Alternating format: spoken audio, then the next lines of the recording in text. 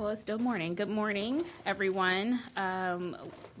Welcome to Franklin County. This is the Cook Tri-County Watershed Ditch Petition final hearing. Today is Tuesday, December 6, 2022. I will pass it to Madam Clerk. Thank you, Madam President. This matter has been set today for the final hearing of the Cook Tri-County Ditch Petition. Each side will be afforded approximately 30 minutes to present their case in its entirety unless otherwise extended by this board. Any documents or evidence that you wish to submit into record, please do so at the time of your presentation. All witnesses who testify in this matter shall state their full name, county, address, or parcel number and be sworn in by myself, the clerk, prior to their testimony. Before starting the hearing and prior to hearing testimony, I would like all the members of the county engineer's offices to please rise for their oath. If you could please raise your right hand. Do you swear or affirm that the testimony you will give today is true to the best of your knowledge? If so, say I do. Thank you very much. You may be seated. And at this time, I will turn it over to the Franklin County engineer and his staff. Welcome, Tri-County Board of Commissioners, and welcome to our neighbors from Delaware County, Licking County, constituents from both counties and from Franklin County. My name is Cornell Robertson, Franklin County engineer and Franklin County drainage engineer. Today you will conduct the final hearing on the Cook Tri-County Ditch Watershed Petition. The Cook Tri-County Ditch Watershed Petition was filed by Patty Priest on December 4, 2018, and signed by representatives of 21 of the 107 parcels in the watershed. The viewing was conducted on February 21, 2019, and the first hearing occurred on April 23, 2019. At the conclusion of the first hearing, this Tri-County Board directed my office as the lead engineering agency for this project to prepare plans and schedule of assessments for this board to consider. Working collaboratively with the Licking County engineer, the Delaware County engineer, as well as Delaware Soil and Water Conservation District, we have agreed upon a final set of plans, a schedule of assessments, and we have signed off on our final report for the construction of these proposed improvements if you all choose to move forward. The proposed improvements include the installation of approximately 5,000 feet of subsurface tile and 2,200 feet of ditch rehabilitation and maintenance. At this time, I would ask my teammate Abby Obert of the Franklin County Engineers Drainage Department to come to the podium for presentation. Thank you. Thank you. Good morning, board. My name is Abby Obert. I work as the Drainage Project Engineer Intern for the Franklin County Drainage Engineer. So next slide, please. So we'll be going through the presentation. We're going to give a little bit of background on this project. I know when the view and the first hearing was held, it was quite a while ago, so we're going to go through the background of the project. If at any point you have questions and you want to stop and ask, that's more than welcome. You're also available to ask questions after the presentation as well. So here we are in the petition process. So the petition was filed on December 4th of 2018. The view was held February 21st of 2019. The first hearing was held of April 23rd of 2019. Since then, we have had detailed design prepared for the engineering plans prepared. A final report has been written and the cost of assessments have been calculated. So here we are at the final hearing on December 6th. After this, if this project gets approved, we'll move into an appeal period and then bidding for construction. So at this final hearing, the joint board will hear all information about plans, reports submitted by the county engineer. Landowners may offer testimony at this hearing, and the joint board will vote to either approve the proposed improvement, including the project plans and schedule assessments, or to dismiss the petition. And this decision shall be based on three factors as specified within the Ohio Revised Code 6131, and that is this project necessary? Is it conducive to the public welfare? And do the benefits outweigh the cost? So, as I mentioned, we're going to go through the final report as laid out in front of you. So, starting with the outline of petition process, which we just went through, existing conditions, project scope, the cost estimate, calculation of assessments, the factors favorable, unfavorable, the benefits versus costs, and then finally our recommendations as the 3 county agencies. So the Cook County ditch was originally petitioned and constructed in 1899, and throughout then, the Cook Tri-County ditch has been repetitioned 3 more times, which meaning that this area of improvement has been seen necessary for drainage improvements for a total of 4 times. The original petition consisted of subsurface drainage and open tile construction, and the outlet begins at the Blacklick Creek and extends north approximately 500 feet to the Delaware-Franklin County line. And then this current petition that we have before us was filed by Patty Priest on December 4th of 2018. So here are some pictures from the project area. As you can see, there's a lot of water and ice on the road. This can provide a safety hazard for residents, especially the intersection of County Line and Fancher Road. The water overtops the intersection a lot, especially in winter times. That can lead to the salt washing off the road, providing for icy conditions, which are hazardous to motorists. There's also inadequate drainage for agricultural fields, as well as residential homes and home sewage treatment systems. There are a lot of holes and soil erosion caused by these broken tiles. So here are just some field tile blowouts. These ones specifically are located in Delaware County, but as you can tell, the field in this area is not able to be farmed because of the field tile blowouts. So now this is a map of the proposed improvement. As you can see, we have the yellow line outlining the entire watershed. So this is within all 3 counties. So if we're looking at Tippett Road and County Line Road, everything to the east of that is within Licking County. From Tippett Road until we see a division between Parcel 1 and Parcel 11, everything south of that is Franklin County, and then everything north of that line and west of County Line is within Delaware County, just so we're making aware of where we are. So Part 1 is, the proposed improvement for Part 1 is located all within Franklin County. So Part 1 is outlined with the yellow and black line in the southwest corner. Part 2 is the orange and black striped line, and we'll get into what exactly these parts mean and the cost estimates for each part later on. And then Part 3 is the magenta, purple, black line running along Fancher Road. So the project itself was broken into these 3 parts. So when we get to the vote, the decision factor, we are able to vote for just a singular part. So the most downstream section is Part 1, and that's where the outlet is. So when we get to the decision factors, it'll be based on that. But basically, we can do Part 1 individually, Part 1 and 2, or Parts 1, 2, and 3. So we'll get into these parts right now. So Parts 1 is just open channel maintenance, rock line channel construction, and the clearing of brush and vegetation. The project construction estimate for this is $20,245.20. There is some project fees with administration, surveying, the engineering design that was already done for this project.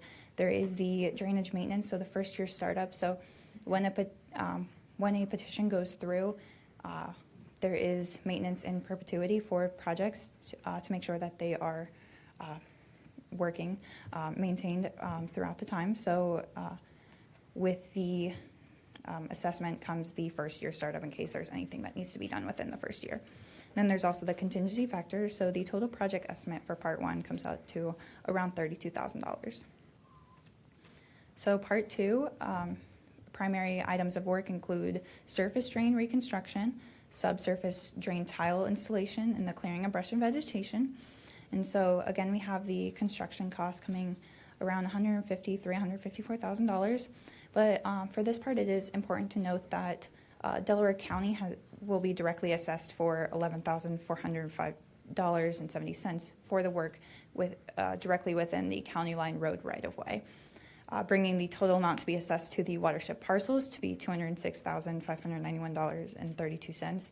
Now, just a clarification, government agencies are directly assessed, Delaware County, and then we'll see again for Monroe Township are directly assessed for these, but then within the assessment cost, they are assessed just like any other parcel, getting into that. So the $11,000 for Delaware County is not the only cost. So, all right, we'll go to, and then for part 3, primary items of work include the subsurface drain tile installation, clearing of brush and vegetation, private drive culvert replacement, road culvert replacement, and surface drain reconstruction.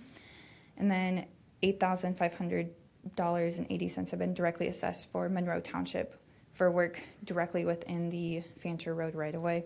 So the total amount to be assessed to the parcels in the watershed is $203,572.87.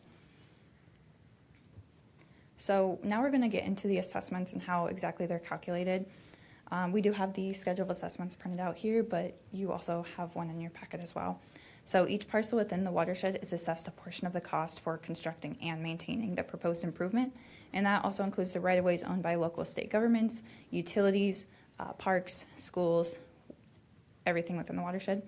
And so the assessment factors that go into this calculation include the property size, the percent of system used, the land use benefits, the assessment rate. So as we talked about this morning, it can be up to 30 payments in 2 semi-annual installments, so for a total of 15 years. And then there's also the maintenance assessment that comes in with the Ohio Revised Code 6137.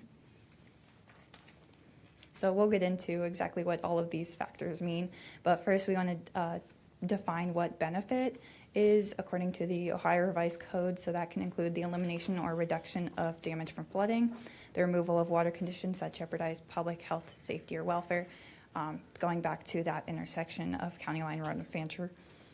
The increased land property value resulting from the improvement, the use of water for irrigation, storage, regulation of stream flow, soil conservation, and providing an outlet for accelerated runoff from artificial drainage.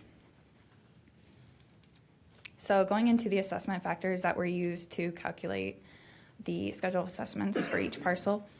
First, we have the acres benefited, so which would be the total area within a given parcel that contributes to drainage to the improvement. So we have parcel 23 right here. If Brittany, can you click one? So parcel number 23 right here is within, go back one, please. Thank you. It's within Franklin County, and parts 1 and 2 are both included. So the total area, according to the auditor's website, is 71.177 acres for parcel 23. However, Brittany, if the part 1 improvement were to take place, this is the area within the watershed. So if part 1 were to take place, the area benefiting from part 1 improvement is 39.329 acres. And then if part 2 improvement were to take place, the amount of the parcel that would benefit from part 2 improvements would be 10.861 acres. So we did this for every parcel within the watershed. And then getting into the land use factor, which is the relative benefit to parcels of drainage based on the amount of increased stormwater resulting from the land use. So there's a lot of different ways that land can be used, such as the woodland, agricultural, residential, right-of-way, and so that will change how much runoff is developed from a site. So, for example, woodland and agricultural sites don't produce as much runoff. There's higher infiltration rates, so they're not seeing as much benefit from an improvement as, say, the right-of-way would see from an improvement, because there isn't the infiltration from into the ground, so it's creating a lot more runoff. The other assessment factors would be percent of improvement used, which would be the point at which drainage from a given parcel enters the improvement. So, and then the remote factor, which is based upon the parcel's distance from the improved section in half-mile increments. So we'll go through 3 examples right now. So we have parcel 40 over here. This is within Licking County. So it is using 100% of part 1 improvement and 0% of parts 2 and 3 improvement, because it's within that first part 1 watershed. And then it has a remote factor of 0.9, meaning that it's outside the half-mile increment, but within half a mile and 1 mile of the improvement. Next, please. So parcel 11, we have, this is actually in Franklin County, so it's using 100% of part 1 improvement, it would be using 10% of Part 2 improvement and 0% of Part 3 improvement, and it has a remote factor of 1 because it's within the half-mile distance of the improvement. And then we have Parcel 80, which would be using 100% of Parts 1 and 2 of the improvement and 89% of Part 3, and has a remote factor of 1, meaning it's within that half-mile increment. And when we say using Parts 1 and 2, what that basically means is for water to drain from that site, it has to get to the outlet, which is in the southwest corner at the Johnstown, Utica. So the water from that would have to travel 100% of Part 1, 100% of Part 2, and 89% of Part 3 to get to the outlet.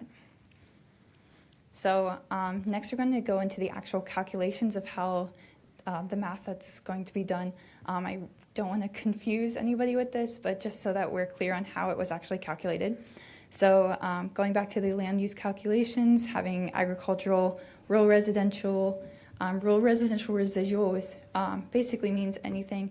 If a parcel is residential in nature but over an acre, the rest of that land use would go to the rural residential residual. Impervious commercial right-of-way and woodland. And then we have the land use factors that we talked about with, just the infiltration rates. So for first we calculated the individual parcel base. So we would multiply the acreage multiplied by the land use factor and sum those all up, and then multiply that by the percent of improvement used by the remote factor. And that would give us the base for an individual parcel. So then for that section, we totaled up the entire project base, divided the individual parcel base by the total project base, and then multiplied that by the total cost estimate for that part. So we'll go back to our examples to give us some real numbers here. So for parcel 40, going back, it's only located in Part 1, so we only had to calculate an assessment for Part 1. So this is 99.71 acres of agricultural field, giving us, multiplying by the 100% of use for Part 1, and then by 0.9 because where it's located. And so we get a base of 44,872. The total project base for Part 1 was 902,662. And then multiplying that by the project cost for Part 1 being the $32,010.92 that we mentioned earlier, giving us an individual assessment for Parcel 40 of $1,591.29. So for Parcel 11, doing the same thing, but also including Part 2, and that's going to include a different project base because the amount of parcels with benefiting from the improvement of Part 2 is different. But the same thing where we calculate the individual assessment for Part 1 and calculate the individual assessment for Part 2 and sum those up for a total assessment of this project to be $763.76. And then again, we'll go back to Parcel 80 for Parts 1, 2, and then 3 included as well for a total assessment of $19,152.83. So that's just giving a few examples of how these assessments were calculated. So going into factors favorable and unfavorable for this improvement, it does improve the surface and subsurface drainage within the watershed. It reduces the duration of ponded water near the intersection of Fancher and County Line roads, which I had mentioned before is a hazard for motorists. Improves the outlet for subsurface drainage components for home sewage treatment systems and for residential drainage systems. This increases safety, property value, as well as there's a public health component for home sewage treatment systems. Reduction of future deterioration of surface and subsurface drainage infrastructure, so making sure that this improvement is being maintained and will not deteriorate in the future. Increasing crop yields for the agricultural fields within the watershed, and it also includes the annual inspections and maintenance of the improvement in perpetuity, which is included in the Ohio Revised Code Section 6137. So for factors unfavorable to this improvement, there is the temporary land use disruption during construction. The cost of construction and maintenance in terms of assessments may be a burden to some landowners, and the removal of existing trees and brush in the improvement area. So now going into the benefits versus costs, we did do a couple calculations to determine how these exactly weigh out. So according to a study by Ohio State University, It showed that subsurface drainage improvements increased corn yields by 24 to 39% and increased soybean yields by 13 to 46%. So this would lead to an average increase in profit for the watershed for the agricultural fields to be $111,622 per year. The increased value of residential properties. So communities that have improved drainage infrastructure generally have higher resale values. For new construction developers spend on average $8,700 per lot to attain adequate drainage infrastructure. In this watershed, we have 71 residential parcels, so that benefit could have the potential to be around $618,000. Again, mentioning the home sewage treatment systems, so an inadequate outlet for HSTS systems can dramatically deteriorate the condition, the longevity of the system. So the cost to construct a new system, should the existing fail, usually falls between $15,000 and $25,000 on average per home. And then it's also bringing in the environmental costs of having an adequate outlet for the home sewage treatment systems. And then overall, the quality of life and neighborhood perception is generally improved with improved drainage infrastructure. So based on all the information that we've gathered and generated, the 3 county agencies believe that this project is technically feasible, financially feasible, and would benefit the property owners within the watershed. And we are recommending to the joint board that they approve parts 1, 2, and 3 of this petition. However, testimony brought to the joint board by landowners should be giving significant consideration as well. And then if we could go one more slide. So pointing this out for the Ohio Revised Code section 6131.21D says that if the board dismisses the petition for a proposed improvement at the final hearing, all costs for the proceedings, including the costs incurred by the engineer, may be distributed to the benefiting landowners in the same ratio as determined for the schedule of assessments. This is not a mandate, it's just a may. So, all right, thank you. Thank you, Abby. Okay, and next we will begin with testimony from folks online. If you are wanting to speak, if you could please raise your hand and I will call on you and swear you in. Excuse me. And then you could begin your testimony. Are there any members online or any residents online that would like to provide any testimony?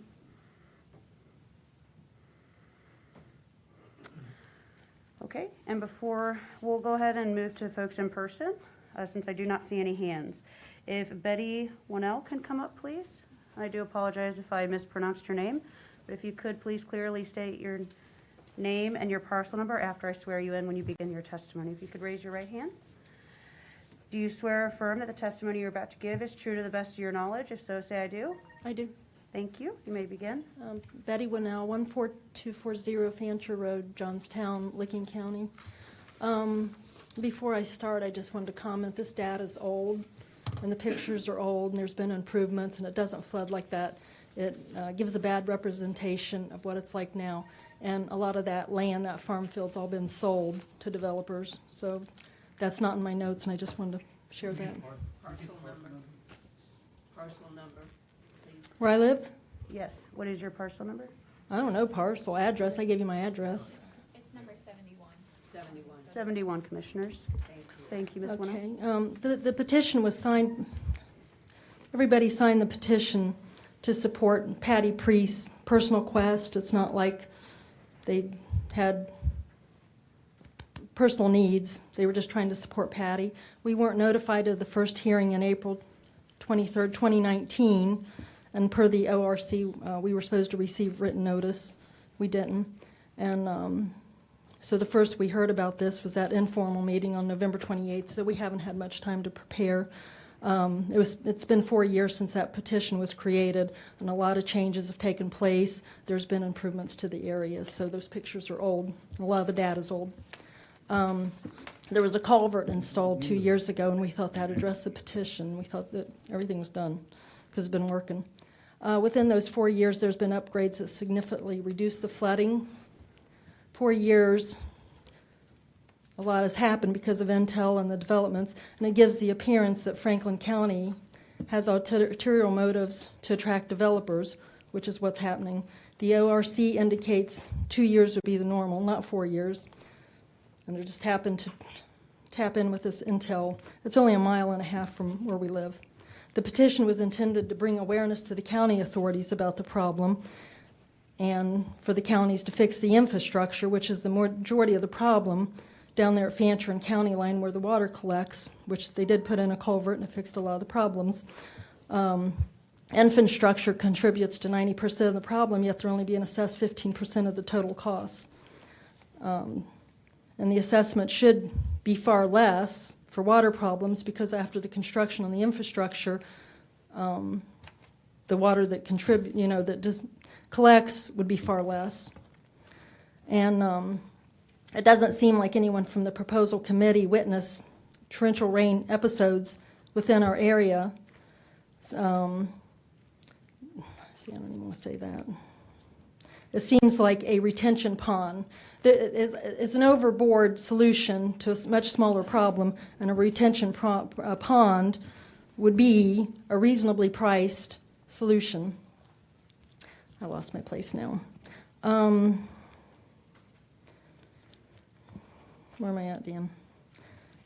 Franklin County, I think Franklin County got tied into this for the benefit of using Blacklick Creek, which isn't necessary, and it's an overkill solution. I've gotten off my notes, haven't I? But it's just their means of getting involved in the petition. It's like we own the creek's in our land, so let us tap in here. They have a concealed agenda, and it is to benefit the New Albany Annex land development at the expense of the Monroe Township landowners and take advantage of the landowners to pay. Franklin County's ulterior motives is to attract developers for the benefit of financial growth as they annex more and more and more of Licking County, which is what they're doing. And it falls into, given that appearance and being apparent because of the 4-year time delay that's taken them to get to this point, Franklin County should not be involved. They are not physically located within this area of petition. It gives the appearance that they're using the petition for their advantage and benefit, and the New Albany Annex stands to gain the most from drainage improvement from the watershed. The proposal changes the scope, the perspective, and the area of the petition when it was originated. It's very unfair. Franklin County is exploiting the ORC and landowners by manipulating this petition. The proposal needs canceled since it caters to Franklin County and what they stand to benefit for their annex agenda.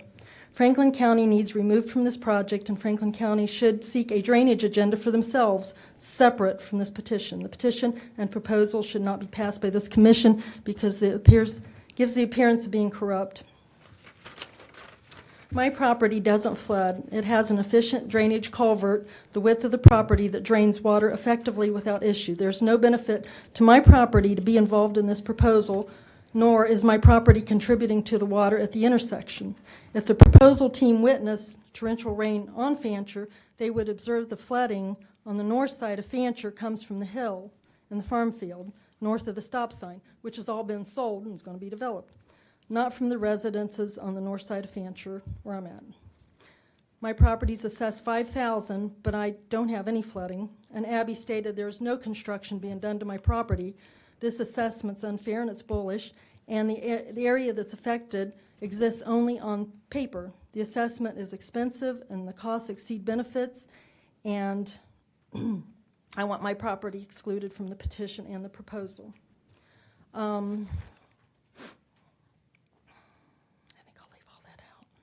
There's more economical and budget methods of addressing the water, moving the water. I mean, they could do dredging, and they can do the retention ponds. There's budget ways to address this. They're talking about the 21 landowners that signed this. We're all neighbors. We're all there together, and now they've expanded out to a quarter of Licking County and a portion of Delaware and they've gone far further. It's an overkill. If they're hard bent on completing this project, I mean, the only sensible solution, this is a lot of money. This is a lot of money to these landowners, because they're putting all the costs on just a few homes. But if they say there's like 107 parcels, and they're talking about who benefits the most. Everybody benefits the same. If they would spread the costs evenly over 107 parcels and everybody's paying an equal amount, then it might be affordable. That'd be about $2,400. And after the road authorities fix what they're responsible for, and we're not responsible for, that figure should go down. But with inflation at the rate that it's going, it's probably going to be higher. But the watershed reveals there's like 109 acres per a GIS tool. However, not all the land is affected with flooding. Mine's an example. Mine does not flood. It's in the little map that they showed us, but it does not flood. Never has. So that's about all I got. Thank you. Thank you, Ms. Winnell. Next, we'll take the online. I have a question first. Go ahead, Madam President. So the 21 landowners, so was it 21 landowners signed the petition, but the person who circulated the petition, I don't know who can answer this question. Where do they live? Mr. Engineer? Abby Ober, Franklin County Drainage Engineer. So yes, the majority of the parcels that signed the petition are within the Part 3 of the project. So parcels, 21 parcels signed, so 22 total, including the petitioner. Most live within on Fancher Road or County Line Road. There's also 4 parcels within Franklin County that also signed the petition.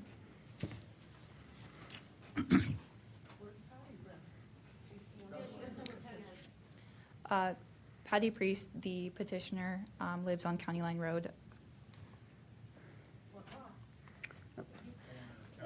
If I might add, if we could refrain from yelling Yes, from the so- audience, I do apologize. We just want to make sure we do get everybody to speak at their own time. Go ahead, Commissioner Crawley. Yeah, so if people want to speak, they can fill out a speaker slip. Can you tell me the petitioner, the lot? Number 85. Can I also say to the Mrs. Commissioner, your microphone, please. Oh, I'm sorry.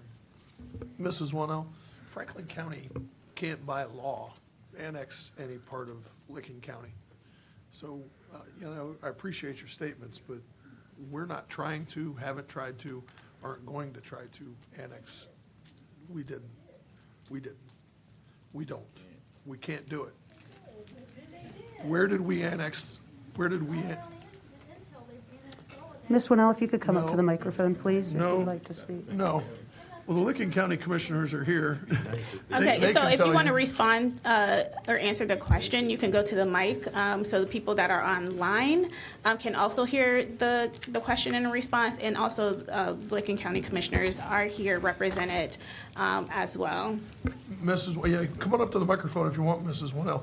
Somebody may have annexed that land, but it wasn't Franklin County.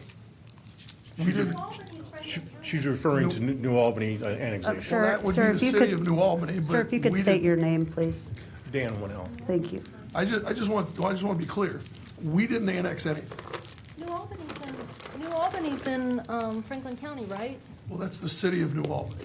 That's Franklin County. Matt, Aren't they in Franklin County? can I And speak, Licking County. Madam Chair? Commissioner Bud? Speaking on behalf of the Licking County Commissioners, we share communities between counties. So New Albany sits both in Franklin and Licking County. It crosses the line, just as Reynoldsburg below it crosses into Fairfield, Licking, and Franklin.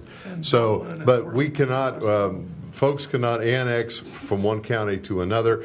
The annexation you saw in Jersey Township was to the city of New Albany, which is in part in Licking County. So that was a Licking County annexation.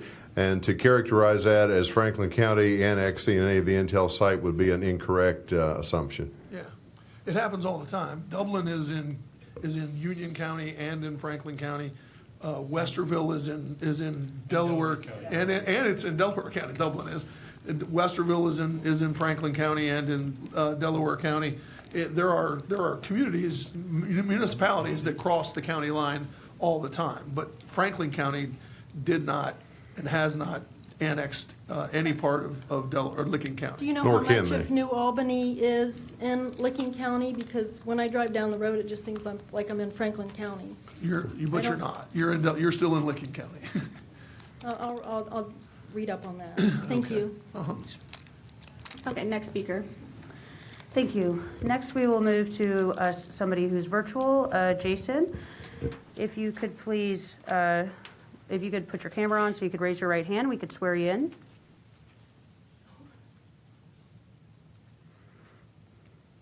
Trying. Camera won't come on. Can you hear me? I can hear you, yes. I can't get the camera to come on. That's okay. All right, so if you could raise your right hand and then, and I'll swear you in this way. Do you swear affirm Okay. the testimony you're about to give is true to the best of your knowledge? If so, say I do. I do. Thank you, and if you could please state your name, your address, parcel number, the county in which your address is located, and then you may begin. My name is Jason Grunkemeyer. Myself and my wife Jennifer reside at 14126 Fancher Road in Licking County. I'm unsure of the parcel number. I don't have a map available with the assessment letter I received that says, I can just point you out on the map if you look at it, we're the farthest northeast, and it just, the watershed outline just tips the very front of our property. I believe that's 68. Number 70. Oh, So we're in the F. 14126. It's so small. Yes. It's Okay. lot number 70. Is that what you said? You said number 70? Yes, It's number 70, Commissioners. Yes. This one is not located on the map just due to spacing issues, but around where the F is in Fancher is where the property is located.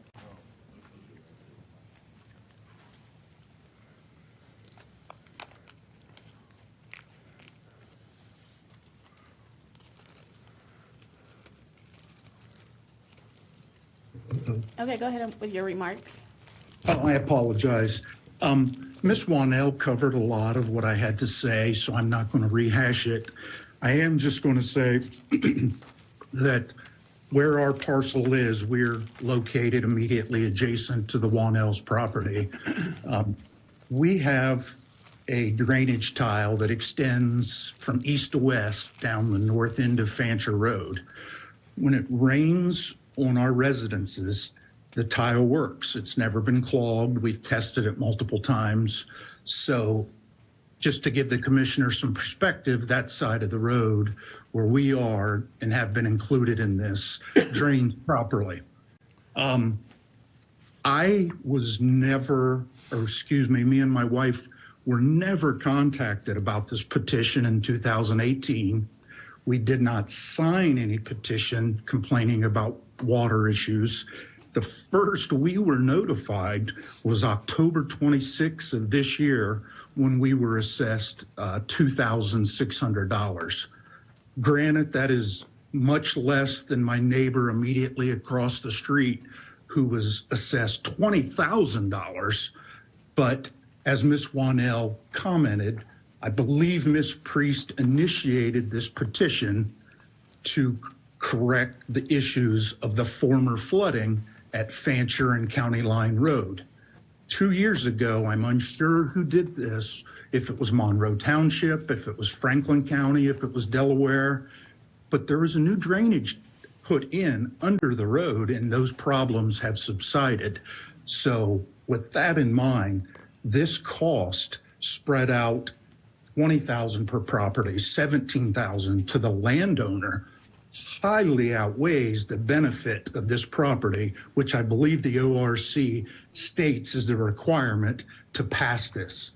And with that said, that is all I have. I appreciate your time, Commissioners. Thank you very much for your testimony. Next, we will move to Patty Priest. Patty, if you're here, if you could please step up to the microphone, to the podium.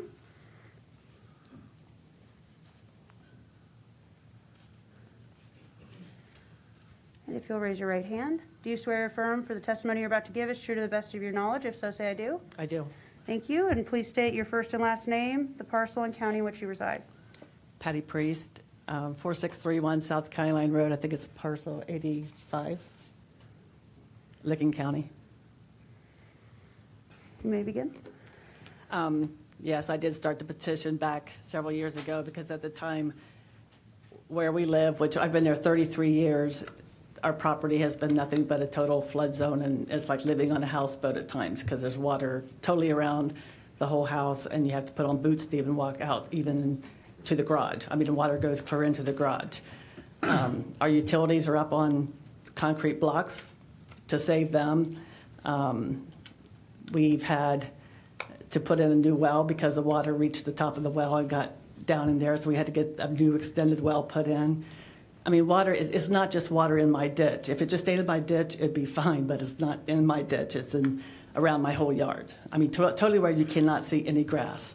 The money that the property owners have to pay, I understand, is outrageous, and that's not my doing. I just wanted to fix the county line Fancher corner because that's where the water is not flowing right. It's just laying there. It's not flowing right. Fancher Road does still have some water going across that road up by county line in some parts as of earlier this year. But it is an issue. It needs to be fixed. I mean, like I said, I've been putting up with this for 30-some years. And the water just needs to flow properly. That's all. Thank you very much. Next, we'll hear from James Schmidt.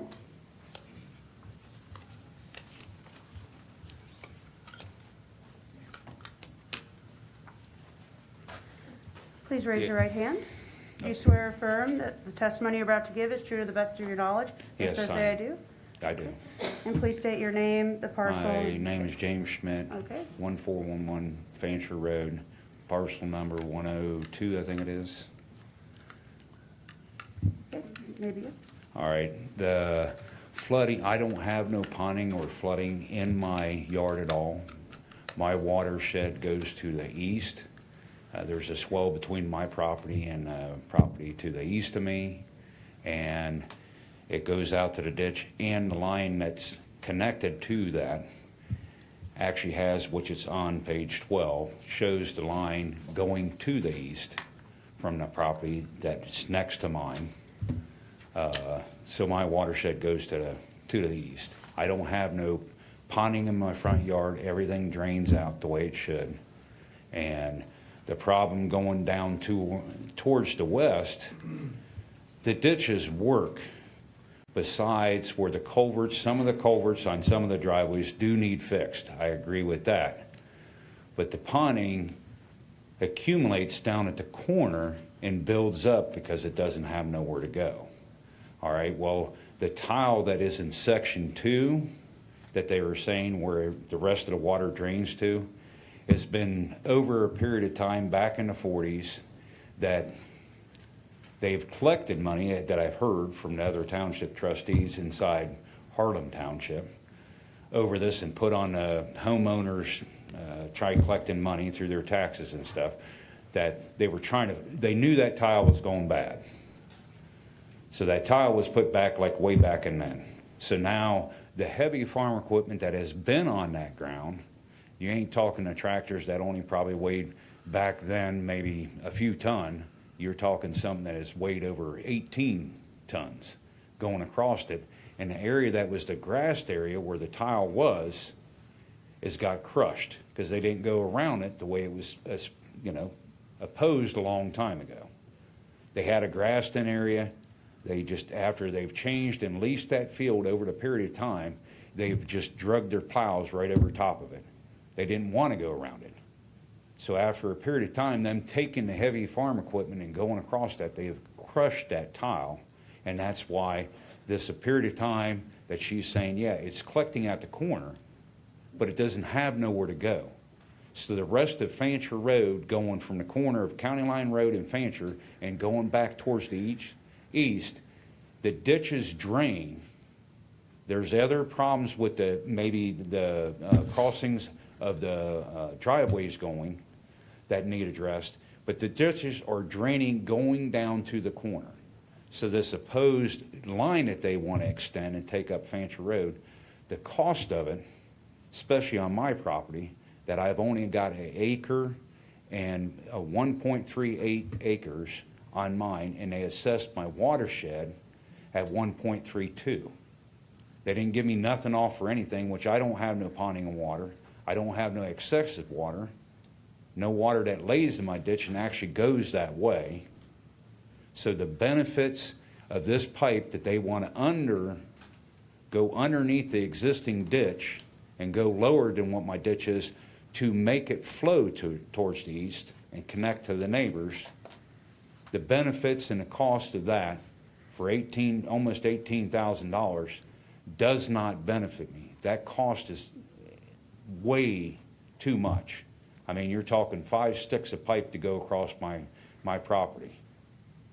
So the beneficial to me, it's no beneficial to me. And the cost overweighs what that cost of that pipe is in your construction to go that way. Even though the ditches are flowing that way, the problem is in Section 2. In Section 2, there's other problems too with that goes around the back of us that actually floods us out in Section 3. But that's a whole nother issue. But the problem is going from Fancher Road and going across the field inside Delaware County, that is an issue. That the owner of that even asked if he fixed that, if it would make this problem go away. He has the reason why there is not so much water at the corner right now. The understanding that I've seen over there, he's dug up part of that tile and relieved the pressure of this water at the corner. And that's why it's been flowing. People have seen, actually in the last couple of years, have seen there is not so much ponding at the corner and this kind of flooding that they're showing up here. Okay? It's been less than that because now the system's open. It's not open all the way. I don't know how much he's done over there, but it's relieved the flooding that is happening at that corner. So that shows you that in Section 2, the pipe that is going through there, that is the pipe that's the problem. So to change the infrastructure on the whole street and make that kind of cost, it overweighs that tremendously. Thank you very much. Thank you. Okay, the next speakers will have are Tom and Amy Davis, I believe? Ann, excuse me, my apologies. I've been called worse. I'm nervous, first of all. If both of you could please raise your right hands. Yes, Do you swear or affirm that the testimony you're about to give is true to the best of your knowledge? If so, say I do. yes, I do. Thank you, and please state both your names, the county in which your parcel is located, and your address. Anna Davis, Licking County. The parcel is 052-173-016, 12.000. Thank you. You may proceed. My name is Tom Davis, Licking County, and just the same thing as her. Thank you. Can we get a parcel number? 90. 90? 90. Thank you. We have lived here for 41 and a half years. We are retired and are on fixed incomes. Slowly. It's okay. Sorry. Take your time. We are being charged close to $18,000. We can't afford this. It will be a hardship on us. We did sign a paper, not a petition. We signed a piece of paper that had names on it. There was no petition attached. This list of names were people that wanted to help a lady named Patty Priest have drainage on her property. We were told it would not cost us anything. It was to bring the problem of her yard to the attention of Delaware and Licking County. They put a bigger drain pipe and it helped.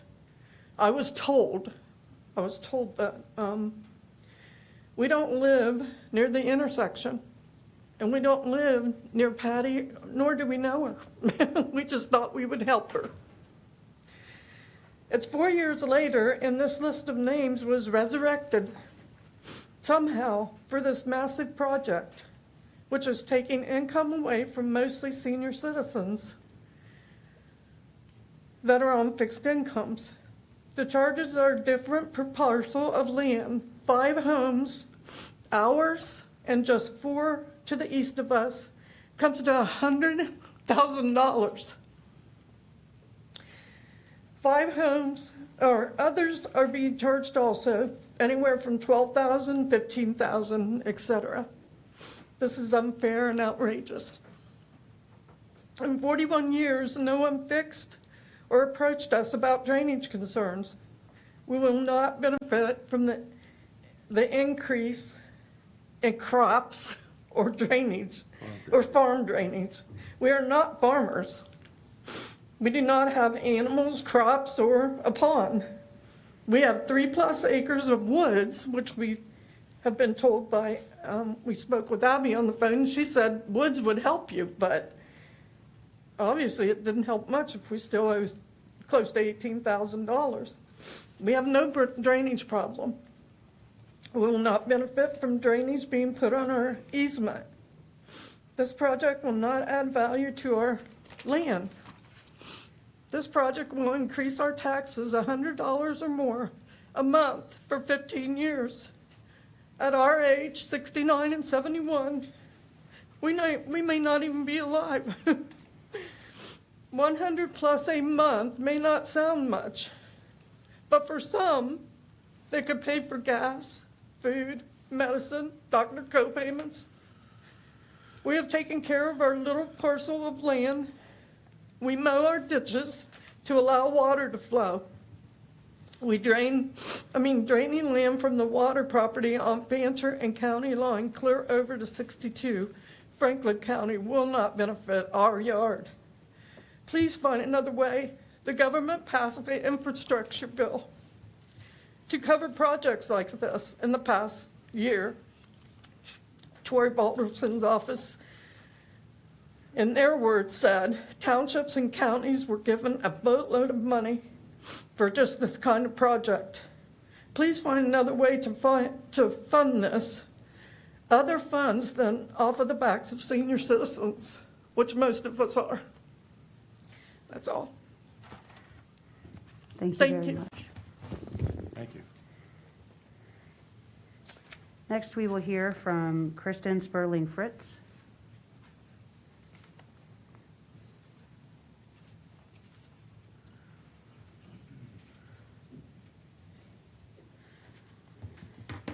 Do you swear or affirm that the testimony you're about to give is true to the best of your knowledge? If so, say I do. I do. I do. And please state your name, parcel, and the county in which you reside. My name is Kristen Sperling Fritz. My parcel is number 99, and I reside in Licking County. And your address, please. My address is 14075 Fancher Road. Thank you very much. You may proceed. Okay. Good morning or good afternoon. I am the one who started the petition to withdraw from the Part 3 of the Cook Tri-County Ditch Project after speaking with my neighbors up and down the street who were shocked at the bills that they received. We originally signed a petition in good faith to explore the possible repair of our water issue. That was back in December 2018. There was a viewing February 2019, and the first hearing back in April 2019. And that was the last we heard from anybody until the end of October this year, when we received a bill due January 5th. I have 15 signatures of the 21 that would like to withdraw from the project, and there are several others that have approached me about signing to be removed from this as well. At the township meeting on the 28th, we were told it was too late to be removed, but I have attended each meeting, and that information was never provided. At the onset of the project, we were told that the last house to sign the petition would be the final house that would receive any benefit from the project. On my petition, the last 5 houses in the line would like to withdraw. We realize we are forfeiting the benefits of the project. I personally cannot afford to write a check for $18,952.30. Nor can I afford to have an additional $1,300 added to my property taxes, plus interest and maintenance. I support 2 daughters and a grandson. With Intel and New Albany Company moving into the neighborhood, who knows what's going to happen? Why all of a sudden do we need to make these repairs when we all know the landscape of our neighborhood is going to change in the near future?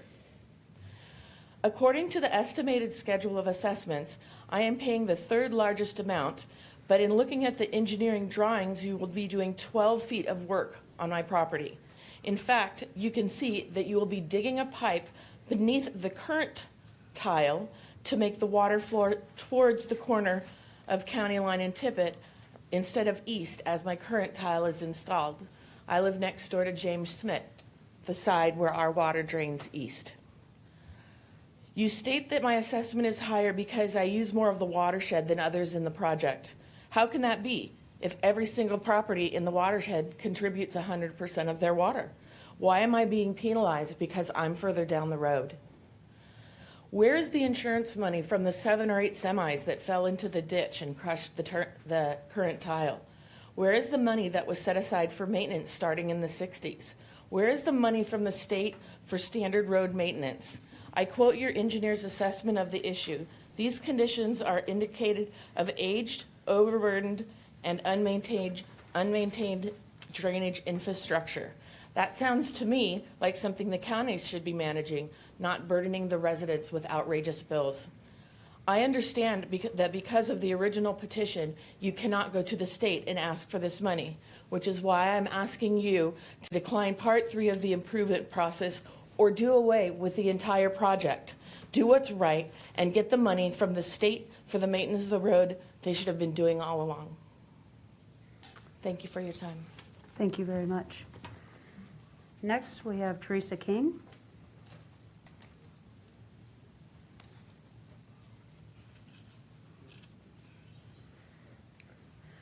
Ms. King, do you swear or affirm the testimony you're about to give is true to the best of your knowledge? If so, say I do. I do.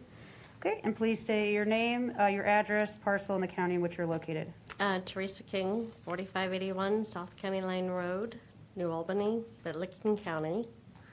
And I think I'm parcel 86. I'm right next door to Patty. Yes. Okay, parcel 86, commissioners. That was Licking. Licking County, yes. I'm in Licking County, yep. Now you may proceed. I have pictures from 2020, and these pictures, I live in a lake. It is a lake. It needs to be, something needs to be done. This house was built in 1975. From the very first rainfall, the garage floods. It's been like that since 1975. It's always been this way. Something desperately needs to be done. But I also believe that the townships should absorb most of the cost. That's really all I have to say. Thank you very much. Next, we have Karen first.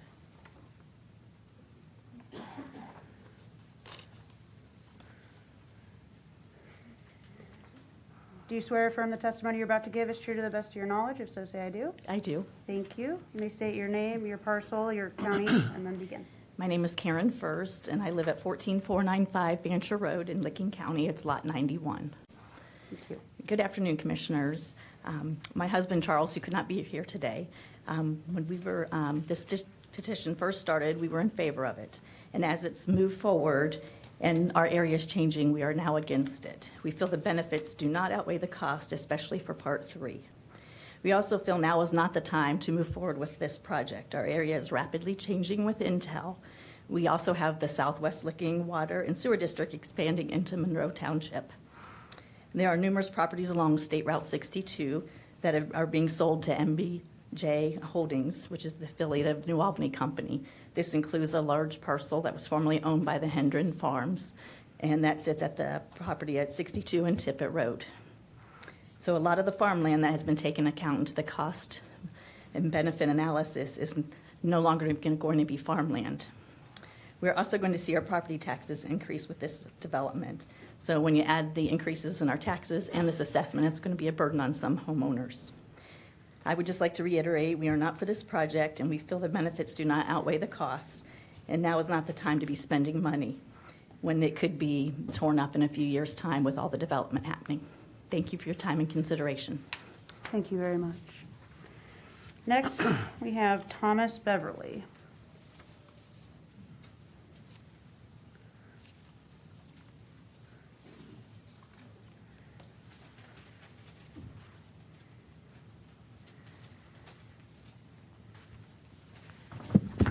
Do you swear or affirm the testimony you're about to give is true to the best of your knowledge? If so, say I do. I do. Thank you. Please state your name, address, county, and parcel number. Thomas Beverly, 14315 Fancher Road. I believe parcel 77, And what county? Licking County. Thank you. You may proceed. First off, I'd like to say thank you for allowing me to speak today. I initially signed a petition to bring some relief to my neighbors on County Line Road. I feel for them because I know they have water issues.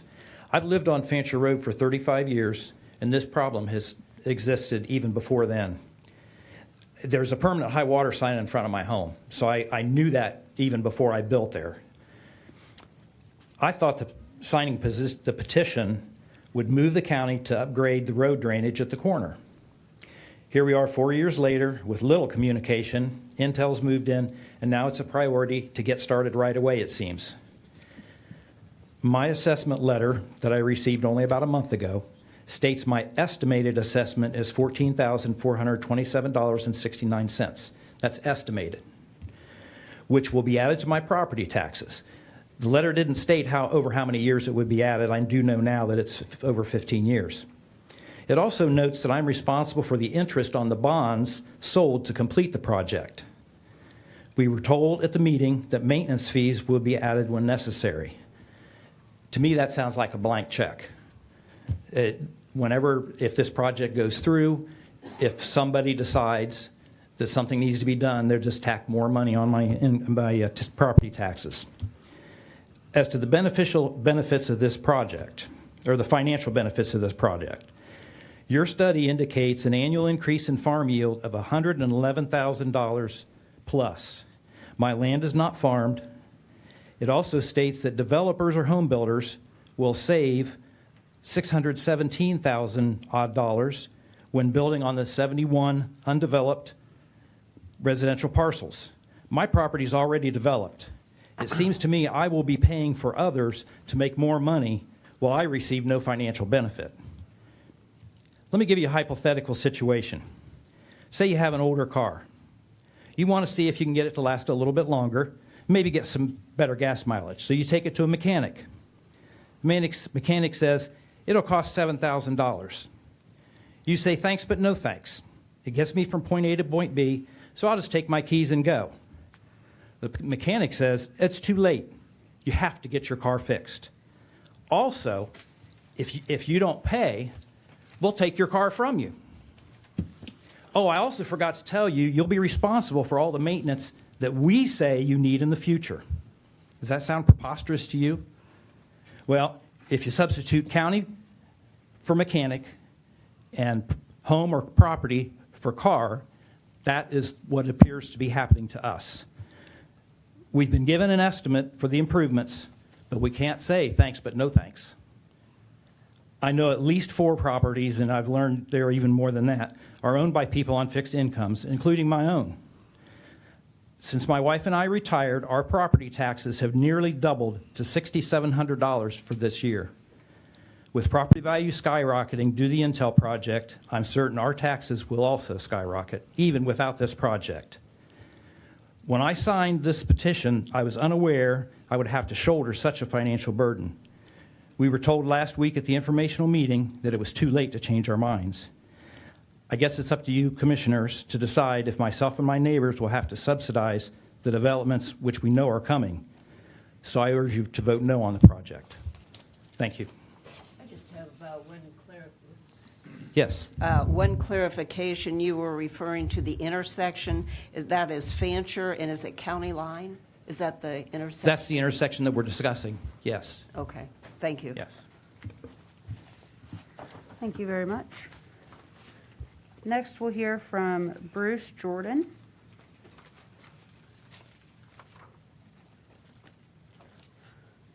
Hello. If you could please raise your right hand. Do you swear or affirm that the testimony you're about to give is true to the best of your knowledge? If so, say I do. I do. If you could please state your name, your address, county in which you are located, in the parcel. We are Bruce and Vicki Jordan.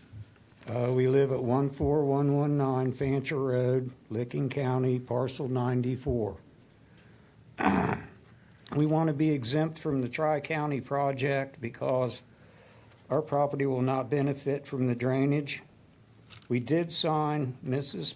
Priest's petition to drain our property. We signed it to try and get the township and the counties involved to fix the dangerous flooding on Fancher Road. When we signed the petition, we figured the township or the county funds would pay for the drainage to make Fancher Road safe for everyone that drives it, not just the people on Fancher Road. I was shocked to get a letter saying it will cost me almost $19,000 to fix the flooding on Fancher Road when the township is supposed to be taking care of our roads. Since we signed the petition 4 years ago, the ditch at Fancher Road and County Line has been worked on, and when Fancher Road floods, the flooding dissipates very quickly. I want to be exempt from the project and our signatures removed from the Priest petition. And I feel that this is very unfair to all the people on Fancher Road. Thank you. Thank you very much. And next we'll move to Bilal Muhammad.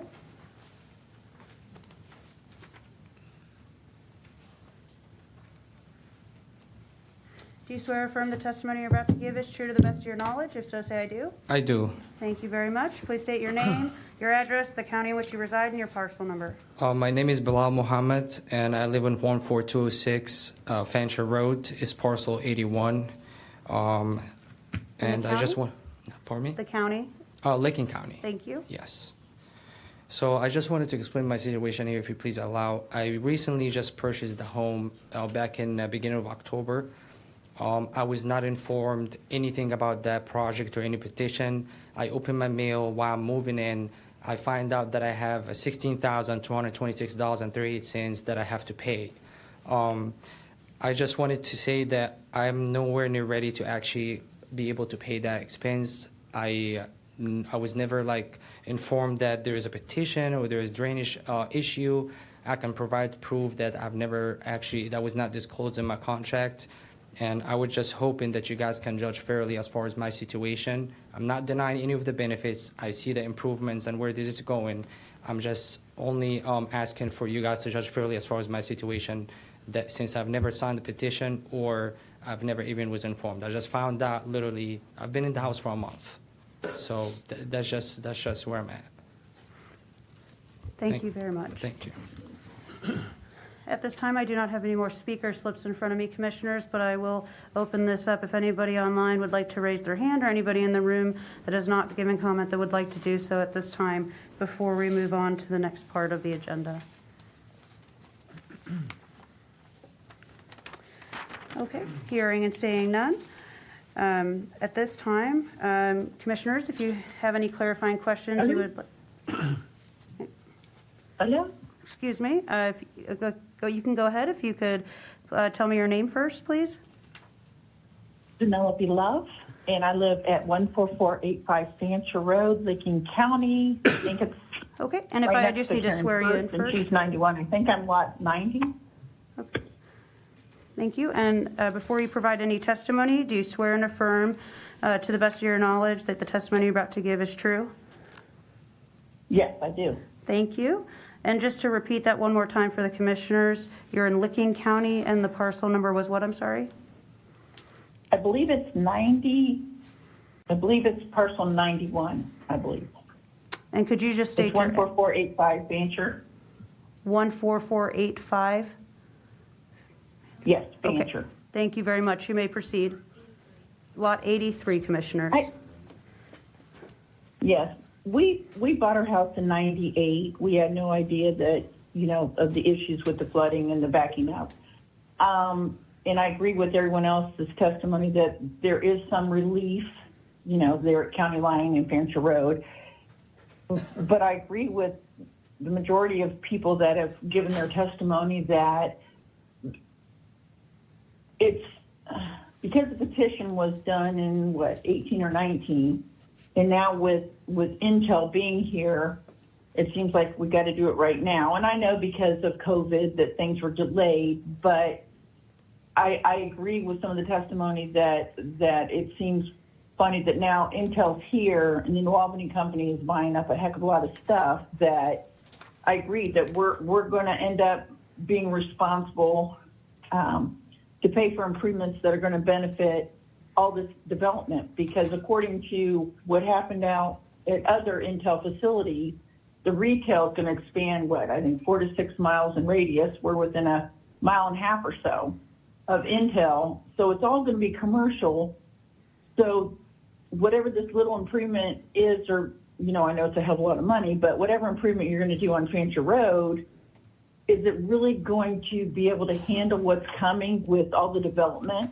I mean, across the street from us is, I don't know how many hundreds of acres, are across the street from us, and they're at County Line and in Fancher, all 3 corners there's, hundreds and hundreds of acres for development. So all that development, whatever ditch improvement we do right now, I don't know that,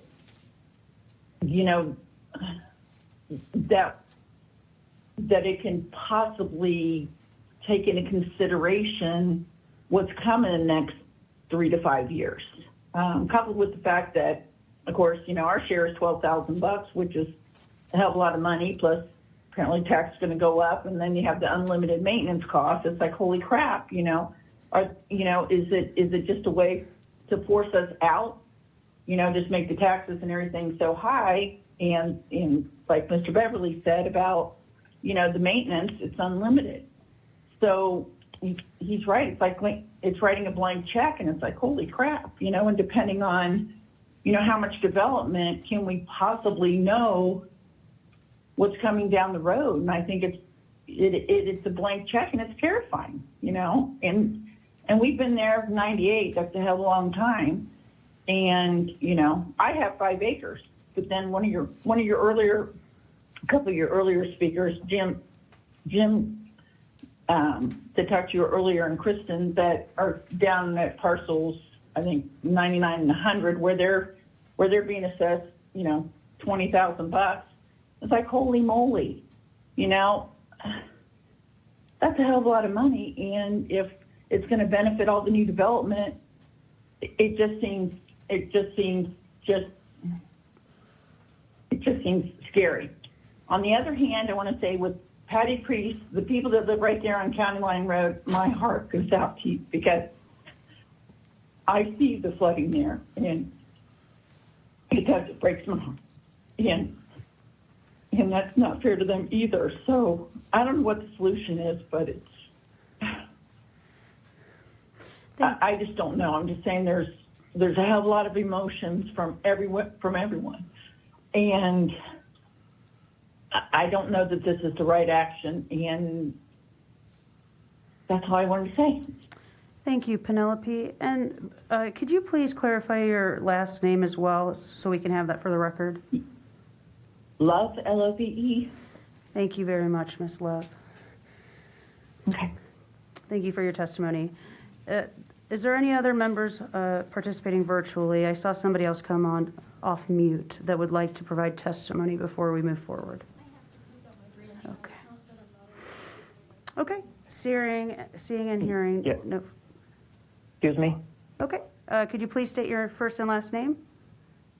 Yes, my name is Robert Glenn. I live at 14038 Fancher Road, I believe, Licking County, Johnstown, Ohio. I believe my parcel number is 95. I am at the far eastern end. Sir, before you continue, Go ahead. Do you swear and affirm that the testimony you're about to give is true to the best of your knowledge? If so, say I do. I do. Thank you very much. And do we get a confirmation on that parcel number? 95 at 14038 Fancher Road. Thank you very much. You may proceed. My name is Robert Glenn. Thank you, ladies and gentlemen of the Tri-County Commissioner. I just wanted to point out something that I have found very disturbing, is that the drainage situation going down on Fancher Road, going eastbound towards State Route 62, from Mr. Schmidt's parcel going eastbound through Kristen Fritz's property and my property, they all drain in the complete opposite direction of where the watershed is being proposed for improvement. The water drains, again, towards the east to State Route 62 and doesn't really affect our properties at all. My property in particular on lot number 95 is 90% wooded. I don't really see how any partial benefit of my property will be seen with this improvement. The initial petition to start the drainage project was not signed by myself. I have attended all of the meetings, and I have expressed my concern at each one of these meetings. And I just wanted to let you know that I believe that it would be in the best interest of the Tri-County Commissioners to defer a final vote on this, and potentially have the engineers of all three counties review the actual drainage, the way the water is flowing, to see if maybe this is not the right assessment route to take. I do agree that the assessment needs to be done, that the improvement does need to be made. However, the people who are being affected are really not in the drainage area, especially myself, Mrs. Fritz, and Mr. Schmidt. We're not even affected by the way the water drains in this area. Thank you very much for your time. I hope you take my recommendations in earnest. Thank you very much. Thank you very much for your testimony. At this time, I will turn it back over to the Franklin County Engineer's Office to provide clarifying answers or answer any questions that the commissioners may have. Thank you. Good afternoon. Nick Soulis, Government Affairs Liaison for the Franklin County Engineer's Office, Cornell Robertson. Commissioners, a procedural point, if I may please.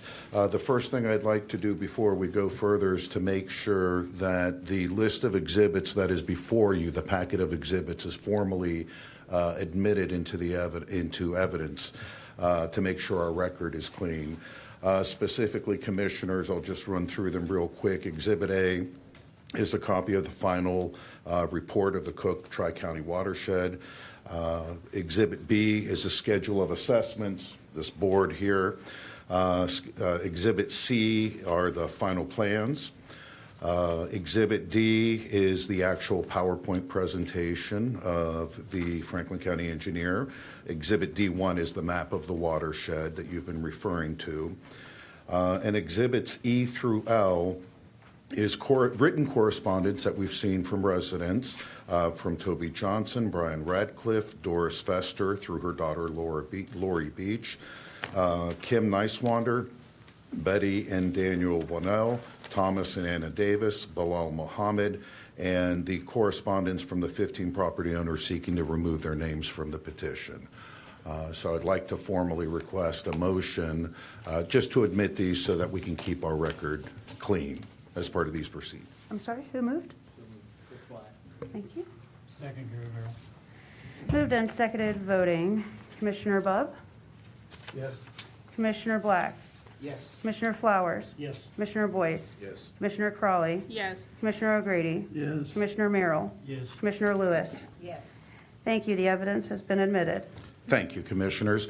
Another couple of points I just wanted to clarify for folks in the audience, folks online as well, that there has been reference to bills being received in the mail, and we do want to make it clear, especially to the property owners, that there are no bills, there are no assessments that are due. The notice of assessment that was issued pursuant to statute was just to advise property owners of what the estimated assessment amount is.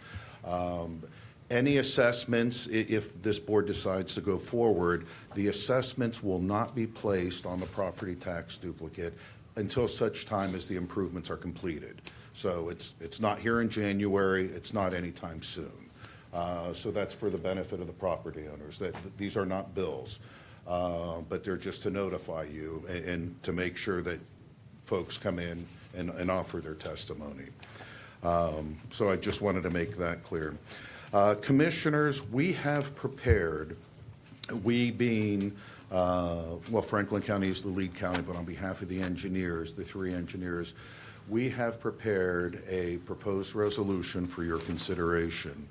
that resolution, and this is for purposes of opening up the discussion, that resolution seeks to move forward with the construction as proposed in the construction plans. That includes parts 1, 2, and 3, and also approving the schedule of assessments as presented. I realize you've heard a lot of testimony today, and I know that there is some discussion that needs to be done. But given that this is the recommendation of the engineers to this board, since that is our charge was to develop a set of plans and a schedule of assessments, and we've done that to the best of our ability. So I will hand out a copy of this resolution to you, and then allow this board to conduct its deliberations. And certainly, we can answer any questions that this board may have based on the testimony that was given by the, I believe, 12 or 13 property owners. Madam President, may I Yes. ask a couple questions? Yes. Thank you. If you could, Nick, can you just talk a little bit about the original tile placement process? So when a county is formed, a community is formed, at some point the tiles were put into the ground to address drainage issues. And then over time, those tiles become worn, broken, whatever, and begin to have an impact on the drainage. So who put the original tiles there? Who paid for the original placement of the tiles? I will defer to our drainage experts, Commissioner Boyce, but generally speaking, when you're talking about individual farmers, obviously, individual property owners and farmers will place tile that is most advantageous for their own purposes. When you're talking about a petition process, whereby community-wide or watershed-wide, I should say is the most appropriate term, where it's necessary to provide for drainage, then through the petition process, well, you know what, I'm going to stop right there and just I hear make where sure you're that I going get to. you What correct. I'm just trying to understand is how and I don't want to get too philosophical in this, but I'm just trying to understand, how this all kind of plays out over time, and so I know they differ, but I'm just trying to understand how do we start with land in development, and then how do we end up here? And so I'm just, in a nutshell, trying to see if 60 years ago or whatever, there were things done. Is that something that the counties handled or the state handled, or is that just the preference of the individual property owner as they develop? And then I have a series of questions that kind of connect to that. Okay, and I'll start, and Jim, please fill in. I think the answer is, no joking here, but back in the 1800s, it was townships that helped with the drainage when you're talking about going beyond individual properties. So as farmers were farming, as development was occurring back in the early 1900s, late 1800s, early 1900s, the drainage laws were changed to allow counties to assist in participate in the petition process. So if you're draining, and I don't want to bounce around, but if you're draining right-of-way, generally municipalities, counties, townships are responsible for maintaining the roads and providing for drainage within the right-of-way. When you're talking about drainage of private property, such that you can take care of what's on your property, but you cannot control the 5 properties downstream, that's when the petition process comes in. Right. Governments don't have the ability to step on private property, generally speaking, and say, okay, we're going to fix this. So to provide for the solution, the legislature created this petition process to allow for property owners to get together and to allow for counties to come in to make whatever improvements are necessary as deemed advisable, and then assess those costs. Ultimately, because it's private property and private property owners benefit, it's private property owners share in that burden, since they also share in the benefit. I hope that answers your question. Does that make sense? Yeah, it does. It does. Okay. Yeah. I think that generally helps me understand kind of. I think you might want to say something. Were you going to add something? Good. Jim Ramsey with the Franklin County Drainage Engineer's Office. I'm the riparian and environmental engineer. And I would say that was a very good answer. In many cases, and historically, if a private property owner could install drainage on their property only and solve their problem, that's what happened. And there are many instances throughout, I'm sure everywhere in Ohio, but here in Franklin County, where then other people have tied on to the drainage that someone else installed, and so it just kind of happened piecemeal. But those are not usually design systems, and they just kind of happen, and they do provide some drainage, definitely, but not the standard that you typically need for homes. In this case, or in a case where you have a property that needs drainage and they cannot install drainage only on their own property, that's where you need this process. And in the late 1800s, it was the township petition process. I can't tell you the year that it changed to the county petition process. But for the Cook Tri-County petition, we kept that name because that was the name on it originally, and the original petitioner was Mr. Cook in 1899. I wish I had included a picture in the presentation, but in Part 2, there's a concrete structure that Mr. Cook signed and put his name on when they put it in place that's still out there. And that gone, and then there's been, before the maintenance provision of the law came in, whenever maintenance needed to be done or something needed to be improved, they would go through the petition process again. But if the joint board decides to move forward, then the maintenance provision keeps you from having to come back and do re-petitions every time something needs done to it.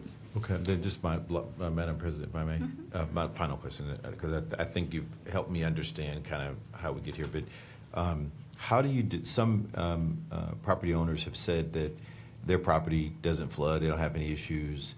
How do you determine what the assessment area is? And can you explain that so that we can understand kind of how the lines become what they are in terms of that assessment and the impact? Sure.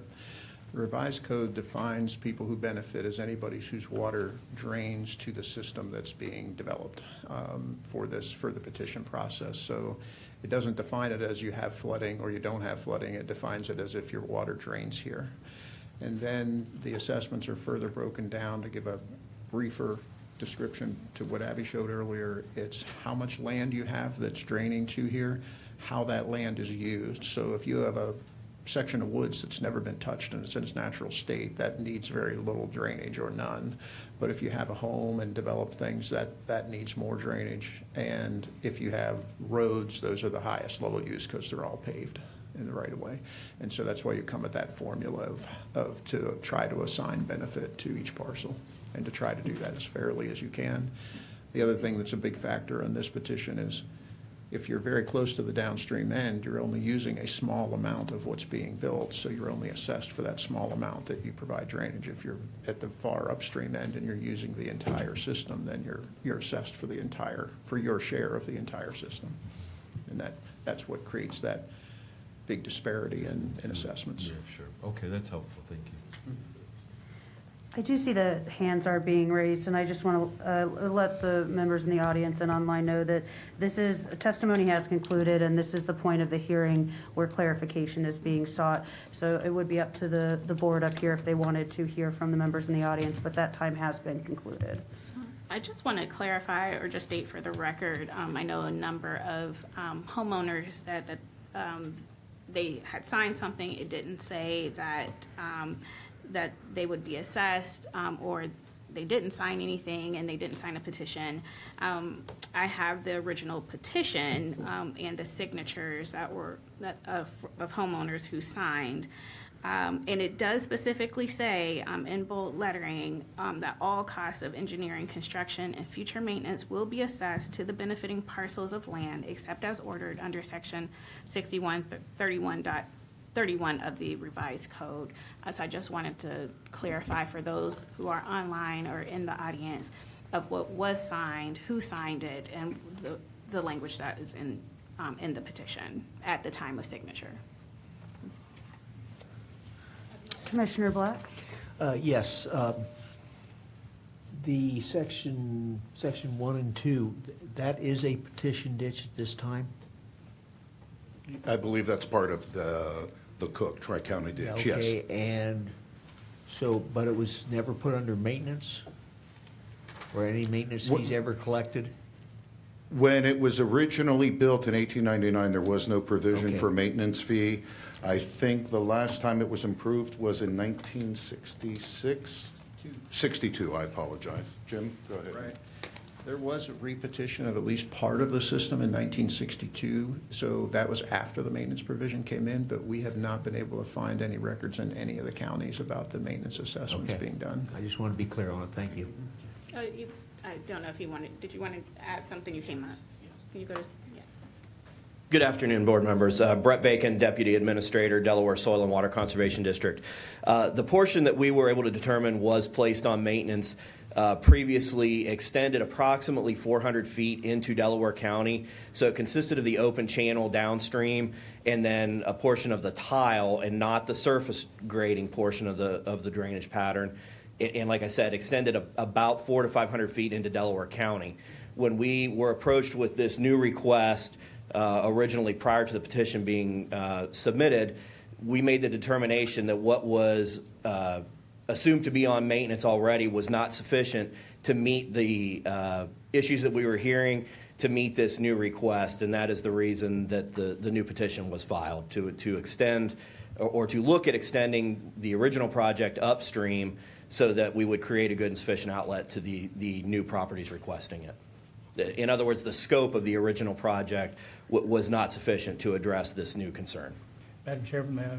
Yes. With Brett standing here, I'm going to ask the same question of the Franklin County. He knows the question I'm going to ask. And that question is, the testimony today that you've heard, has anything changed your opinion about this project? No, I have not heard anything that changes my opinion. I think the board has heard a lot of testimony as to the benefits versus cost of this project, and I think the recommendations of the county engineer is that the county engineers, let me rephrase that to plural, is that the project is technically feasible and would adequately serve the drainage needs of the watershed.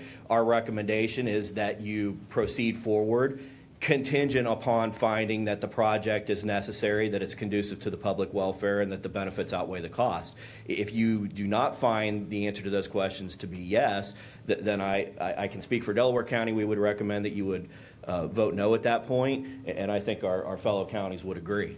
Second question, there was some testimony that said that the water was flowing a different direction. Are you, plural, are you comfortable that that the calculations that were done were based on the accurate calculation of the water flowing into this watershed? I am confident in the watershed in Delaware County because that is the part that I worked on. Franklin County worked on the watershed in their respective county and Licking in theirs. I'm confident in my colleagues, but if there are specific questions about the watershed in the other counties, I would defer to them. Is there someone here from Licking that, since it was a Licking resident, could you? Sir, if you could please come up and speak at the podium.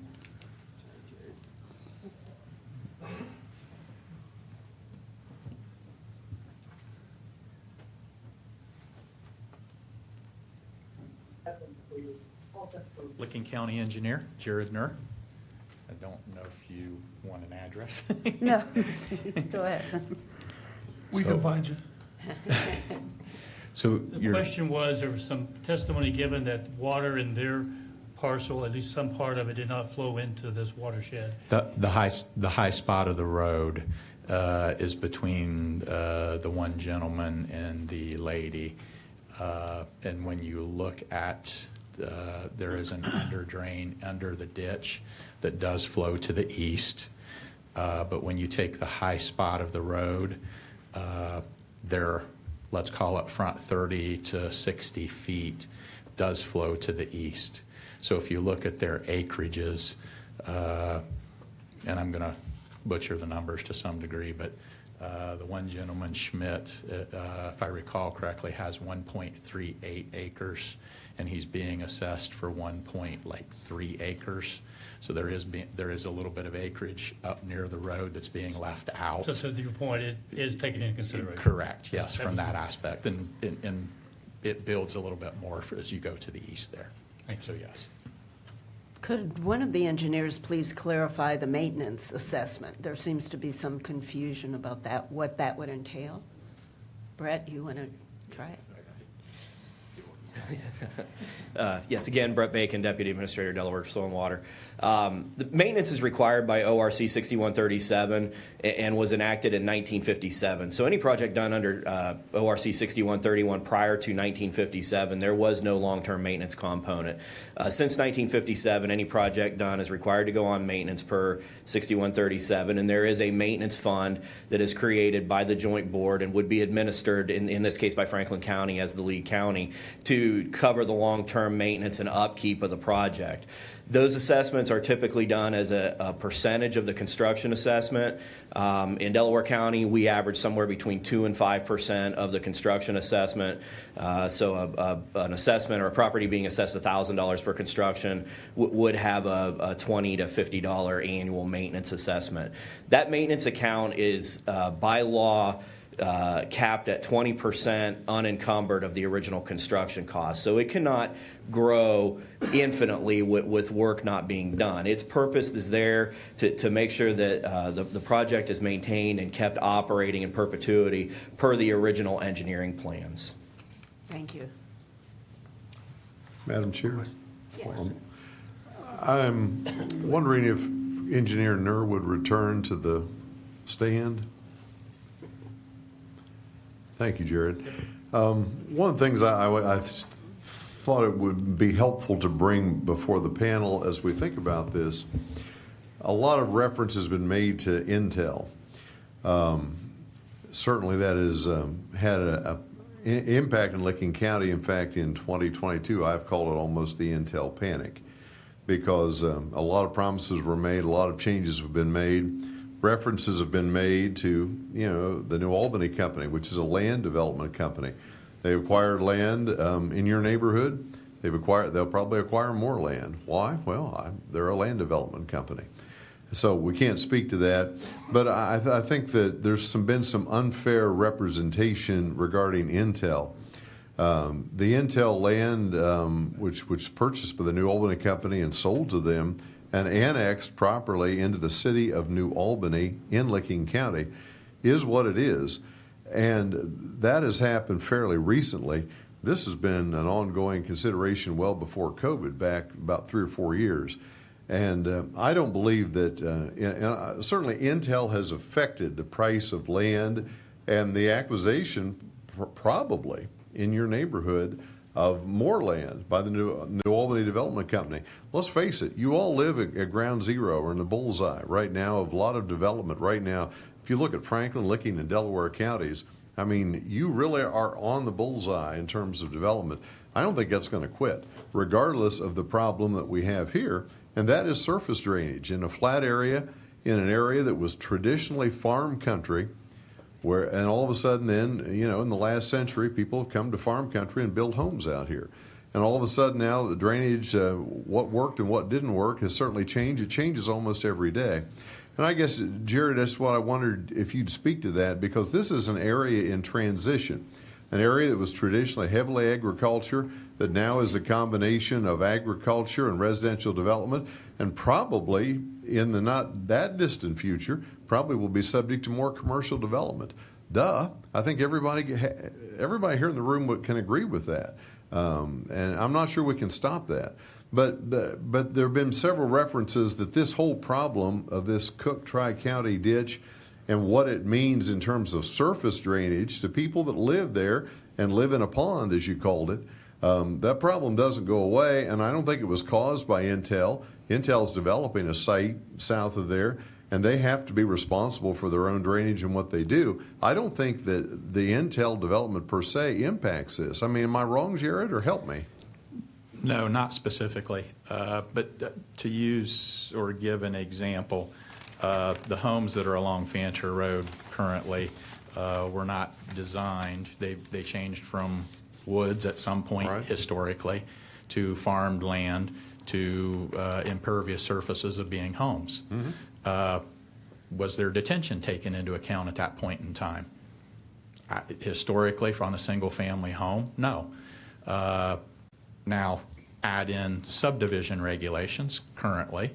And, with development, there would be drainage requirements for, post-construction water quality as well as quantity for the impervious surface of converting the woods or farms. In Intel's case, it's primarily farmland, to an impervious surface. So they would have to detain or take that additional volume of stormwater into account on their site as part of their site design. So they would be then restricted to their pre-developed release rate, which I guess what I'm trying to make the equal of is, or along those lines is, we have to look at the watershed as it currently exists, pertaining to from that side of things. So these new developments that would come in will have to provide their own detention. And that was the point I'm making, is whether we do any improvements regarding this three-county project is addressing a problem that existed long before Intel, and it really has to do more with residential and other development in traditionally farm country. And that drainage, that surface drainage problem doesn't go away, because if there is further commercial development south of there or in the neighborhood, they are responsible for their own drainage and detention. And this is not intended to benefit Intel or anyone else that might be doing a land development project somewhere in this three-county region. They're responsible for this is an existing problem that existed before Intel and existed for a while, even before some folks located there, and it's going to keep raining. That's the problem. It's been a few years since I practiced privately, and I don't want to put Delaware necessarily on the spot, but as the example, the property on the west side of county line, if it comes in to be developed, Delaware County has stormwater and sediment control, erosion control regulations that would be enforced and enacted upon that, that developer, that then would again restrict their discharge to the pre-developed numbers. So I just confirming that again, it's been a while since I've practiced privately, but I know Delaware County, has that. I know Franklin County has rules and regulations from that side of things as well. And a lot of farmland on that side of it. I guess the other thing I would ask for the soil and water folks just to address is that water goes where water goes. And there is some previous work in agricultural ground. We saw those blowouts in the farm area there that are on private property. But and there's also been some concern expressed that the county and or township would be responsible for this.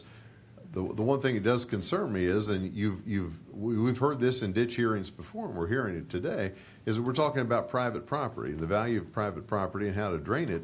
And it looks to me like, and maybe I'm overstating the case, but it looks to me like this is a particularly complicated drainage problem, because you've got a couple watersheds involved coming through here. One goes east, one goes west, and some existing development, some existing farm ground. And it may seem to some folks who field some assessment that they don't feel they contribute much to this, but it seems like you can't take someone's just individual property or plot on Fancher Road or on County Line and just evaluate it pretty much just as I don't really contribute much to this.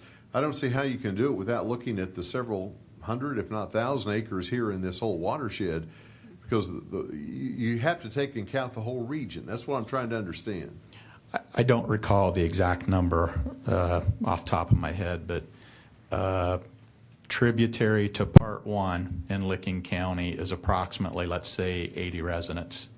Tributary to Part 2 and Part 3 is only maybe about 35 to 40 residents. Right. So again, it is a large watershed, and somebody made the point about the assessments being equal to everybody. Well, again, that's a half type ratio to start with, as far as the everybody's tributary to Part 1, meaning all 80 residents in Licking County, whereas there's only about 30 to 35 residents that are tributary to the Part 2, Part 3. Since you're up there, Jared, I'll direct this question to you, but I just want everybody to understand that the Intel site itself is not in this watershed, correct? It's in the Raccoon Valley watershed. There's a portion of it that does flow to the north as far as the Intel, and there is a portion that flows to the south and east. So hearing that, Intel is seeing a benefit to this? No, not Okay, not a benefit. No. All right. I mean, and again, we go back to 2018 when these folks came to us with a petition. That's why we're here, because they brought the petition, or we wouldn't be here. Things has changed. What we would consider agriculture now becomes probably the largest economic development corridor in this nation. My problem, as I sat here today, is when you did this engineering procedure, study, or whatever, was any future development, such as road changes, road designs, any different alignments taken in consideration? my initial answer is no. Okay. I mean, from that aspect, because we're working with what is out there currently. Brett Bacon, Delaware Soil and Water. Nothing about this project changes the flow direction, the flow paths of the drainage. The drainage flows now as it flowed 50 years ago, honestly, as it probably flowed 5,000 years ago when the glaciers receded from this area. I'll address a couple of Jared's points. Yes, Delaware County does have stringent development standards that we apply to residential and commercial developments that would be applied to that field in Delaware County at the southwest corner. The one caveat I will add to that is that would be assuming that that field or that property is not annexed into New Albany. If it is, then New Albany city standards would be applied and not Delaware County. I'm not knowledgeable on those, and therefore I would not presume to speak on them. As far as we've heard a lot of comments or concerns that the drainage as proposed maybe isn't sufficient to handle coming development or changes in the roadway drainage, and I will answer that by saying, all of that development is going to need to meet, whether it's Delaware County, whether it's Licking County, those same stormwater standards and the drainage. I am confident in what has been proposed is sufficient to handle the drainage that would come off of those developments with those standards applied. So all those developments are going to need to have retainage. They're going to need to capture their stormwater runoff and release it at a metered or a reduced rate. So that to me is not a concern. And I'm sorry, Commissioner Bubb, I think you posed another question that slipped my mind while I was waiting. No, I'm just trying to, we all have acknowledged that things have changed since 2018. Oh, yes, just like you have a new resident that just moved in there. But the world won't hold still. It's been a 4-year process. A lot of things have changed in the last 4 years. But you still have a surface drainage problem in a traditionally agricultural area that's not been well managed or assessed. And the water has to go somewhere. Correct. And right now, it's this is a fix that is proposed, and the petition process, the assessment petition process that was driven by the private property owners who sought benefit.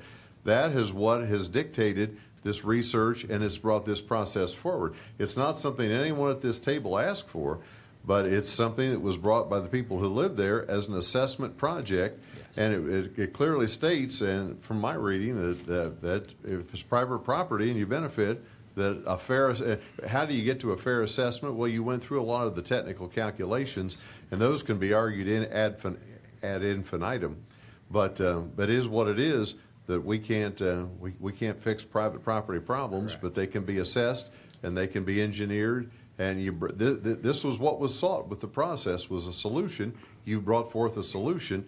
Now that when you actually see the dollar figure on it, you realize, assessment. Now it doesn't feel as good as it did when you signed up to help Ms. Priest or whoever a few years ago with her problem. Yes, that is a very accurate statement. I had one more question. Because I'm not sure how your process works or procedures work, but when you look at this, do you look at the comprehensive plans of each township and community to see what their proposed development would be? There's a big difference between building big warehousing with large parking lots and subdivisions with green grass and stuff. So was that looked at all? No. No. All right, thank you. I didn't know if, I'm sorry. Oh, I'm sorry. Commissioner Black? Just one question. These homes on Fancher, I'm assuming they were built probably in the 60s, 70s timeframe? I did not do any research on that Okay. at all, so. I probably before we got into stormwater regulations and all that stuff. I think that's. Yeah, I would assume so I from think that that's a aspect. safe guess. I emphasize guess. So excuse me, if that's okay. Commissioner, your microphone, please. It's on, I'm Oh, sorry. I apologize. We do these in Franklin County, and I'm generally pretty familiar. I'm only slightly familiar with Fancher Road. I apologize. My daughter has goes to the pitching coach on Fancher Road. So where on Fancher Road is this? How far down from, like I know there's a roundabout right there, and then you go up the street and you turn right on Fancher Road. How far out on Fancher Road is this?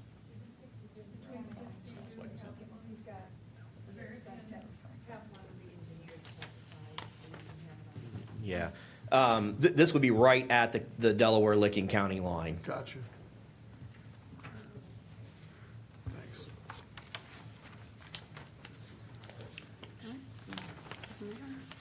Are there any further questions or comments from the board here?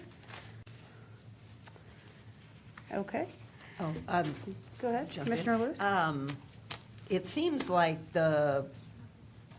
at least the most dangerous part of what we have talked about is that Fancher and County Line intersection, and that's where so many of the very high assessments are. And Thank you. I was just looking as far as whether the different parts are independent of each other, and I guess you would have to do parts 1 and 2 to all, and if you're going to take care of 3, is Fancher, that intersection of Fancher and County Line, that is Part 3. Is that in Part 3? I believe. The transition from Part 2 to Part 3 is right at County Line Road. And so, yeah, you would have to do Parts 1 and 2 to be able to do Part 3. Mhm. Would you agree that that is the most dangerous? I mean, I saw the picture of the ice, and many people have mentioned it. Right, that area right there at the intersection is definitely the most significant part, and it's close to Mrs. Priest's house and the intersection problem. Okay, thank you. May I make an observation? But the water that is creating the problem is upstream from there. So if the thought is that you can do 1 or 2, you really haven't solved the problem, because the water upstream is what's affecting. Is that true or not? I see a shake of head there. The drainage that comes through underneath County Line Road and the intersection of Fancher and County Line Road does not have an adequate outlet going downstream. So for Delaware County, that is our road to maintain. For us to make improvements to that right-of-way, they would basically be improvements to nowhere. It would require Section 1 and Section 2 to be built in order to have an outlet to drain adequately that portion of the road. Well, I agree with that, but yeah, but the water from Area 3 is also having an effect. Correct, and those landowners that was my point. Yes, and those landowners in Section 3 are assigned or estimated an assessment for Sections 1 and 2 for the portions of those proposed improvements that they would drain through. If the board would choose to only approve Section 1 and 2, the assessments for those properties in Section 3 would not go to 0. It would go to, basically you would subtract off what their assessment for Section 3 is. So they would be reduced, but they would not go to 0. And would not solve the problem completely. I mean, it's We were presented a request to come up with a solution for drainage parallel to Fancher Road, as well as downstream of County Line Road. So there would be, I think the best way to put it is the drainage along along Fancher Road would not meet our current specifications, but it may be adequate for the landowners along Fancher Road. It would just not be something that we would deem up to spec. What if we went with parts 1 and 2 and not 3? I did take the assessment sheet and looked at it as parts 1 and 2 would be funded, but not 3. And for the number of Licking County residents that are in the, let's call it $10,000 to $20,000 assessment number, that reduces their assessments to in the, let's call it $4,000 to $6,000 number. I get it. Does that solve the problem? Or how much of the problem does it solve? It would create a good and adequate outlet for sections 1 and 2. I think one other point I'd like to address that was brought up during testimony was the idea of the estimated assessment. Projects done under 6131 are not allowed by law to exceed the estimate that's presented to the board here at the final hearing. So just for clarifications to the landowners, the estimated assessment amount they received in their letter is the maximum amount the project could cost for them. If a bid is accepted that is less than what we estimated, and that frequently happens on projects such as these, the assessments are reduced pro rata at the end of construction. So I do have one other question then, so I understand this more fully. If just 1 and 2 were taken care of and not 3, then would that intersection still be flooded? I'm not going to say it's never going to flood, because obviously we design our projects to a certain amount of rainfall, a certain storm amount. We use the phrase in our office that Mother Nature bats last.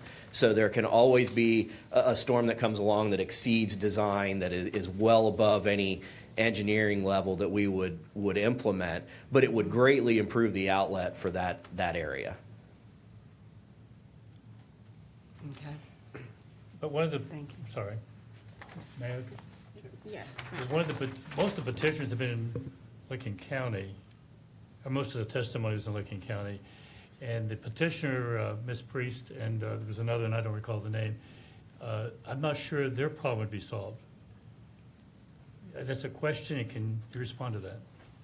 Given their location in the watershed, I think they would see much improved drainage by constructing Section 1 and Section 2. They're on the lower end of Section 3, so obviously their benefit of that proposed work is much less than some of the properties on the upstream end of Fancher Road.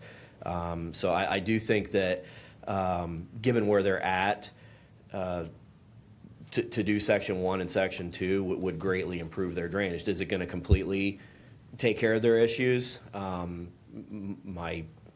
don't know, I'm going to say, I don't really know. Because we've designed a system as a whole. But certainly doing 1 and 2 is going to result in improved or increased drainage efficiency for the entire area. Is it the full solution proposed? No, but certainly would have benefit. With the road safety there, be improved, I take it. I think it would reduce the amount of time that there's water standing on the road. Okay, thank you. Mr. Black? Yes, if just make an assumption, we decide to proceed with 1 and 2, that part will go on maintenance when we do it, right? So the permanent maintenance, and so we will generate funds to make sure it stays in good shape into the future. Absolutely. Okay, I want to make sure. Thank you.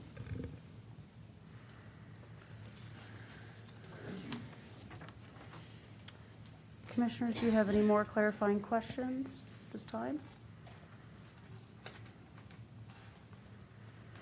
Sure. Are we under board discussion now on the agenda? That's why I was trying to read the. That's correct, Commissioner. We are Yeah. under that part of the agenda. So we would move to number 7 on your agenda if there are no more questions or any clarifying statements that need to be made. My question, I'm just going to ask the question to the panel. Under Section 6B, we do have the opportunity to have conversation in executive session. If there is any desire for that, I would make the motion for executive session. But if there is no desire for it, proceed ahead. I'll second that. Oh. Motion for executive session. Okay, so there was a motion by Commissioner Bubb and a second by Commissioner Merrill, is that correct? Correct. Okay, Correct. thank you. Moved and seconded, voting. Commissioner Bubb? Yes. Commissioner Black? Yes. Commissioner Flowers? Yes. Commissioner Boyce? Yes. Commissioner Crawley? Yes. Commissioner O'Grady? Yes. Commissioner Merrill? Aye, yes. Commissioner Lewis? Yes. Okay, thank you. So we will convene into executive session, and commissioners, we have a room that is across the hall that we will direct you to convene into executive session. And then for online participants, that we will be muted and off camera until we do reconvene.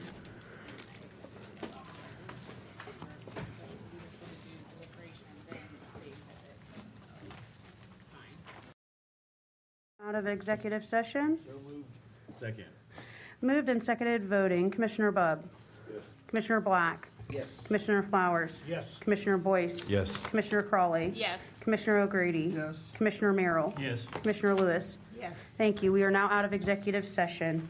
Commissioners, at this time, is there a motion to move forward with the approval of the current proposed resolution as presented by the Franklin County Engineer's Office that reads, "Resolution affirming the Joint County Board of Commissioners order to proceed with improvements to the Cook Tri-County ditch watershed, confirming the assessment as presented, and ordering the Franklin County Engineer to let the contract for the improvements to the Cook Tri-County ditch watershed, Franklin County, Delaware County, and Licking County, Ohio." This proposed resolution is approving Phase 1, Phase 2, and Phase 3, asserting the findings of fact contained in this proposed resolution and approving the assessments. That was very long, so is there a motion for that resolution? Needs to be on the floor for consideration. So I'll make the motion to bring it forward. I'll second that. Okay, moved and seconded, voting. Commissioner Bubb? Yes. Commissioner Black? Yes. Commissioner Flowers? No. Commissioner Boyce? I'm just going to make a couple of quick comments with my vote. One, I want to thank all the residents who participated in the process. Your feedback and information is very helpful, and we take it very seriously. I promise you on that. And I want to thank all of the engineering leaders who really help us solve problems that are greater and bigger than any one of us. And so I just want to say thank you for your leadership and your professionalism. I'm voting yes, but I want to add two couple quick points. One, I think about the impact on the masses, and I think about the impact on the region.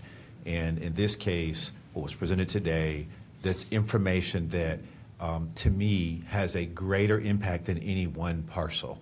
It is a regional conversation, a regional discussion. It impacts safety, which is always a core belief of any elected official. It's always maybe the number one thing that we think about.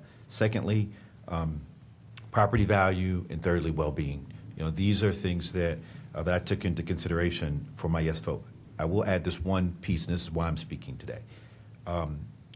I believe very deeply that the Ohio Revised Code in our legislature needs to fix the assessment process. I think that process is antiquated. It doesn't take into the full considerations that may exist today. Whenever those parameters were set in the Ohio Revised Code, it's very possible that they just don't fit in today's type of environment, the cost that it takes to make these types of improvements. And there should be considerations for a variety of variables that play out to not just the community, but to individual homeowners.